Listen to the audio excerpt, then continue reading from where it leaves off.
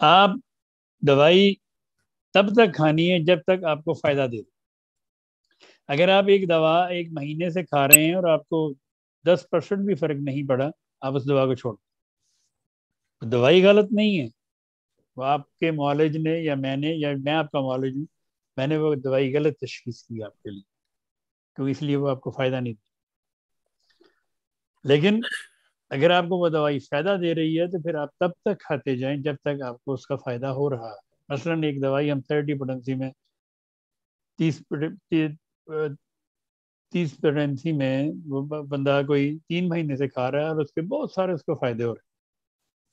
3 مہینے کے بعد کہتا ہے جی آپ مجھے اس کا فائدہ رکیے. اس کا مطلب یہ ہے کہ دوائی کی جتنی پہنچ تھی اس نے کام کر لیا، اب اس کی پوٹنسی بڑھے گی. اب 30 کی جگہ یہ 200 پہ آ جائے گی، 1 مہینے بعد آ جائے، 6 ہفتے بعد آ جائے، 8 ہفتے بعد آ جائے. اس طرح جب تک آپ کو دوائیں فائدہ دیتی ہیں آپ ان کی پوٹنسی وقفہ بڑھا دیں لیکن کھاتے جائیں. اچھا، اور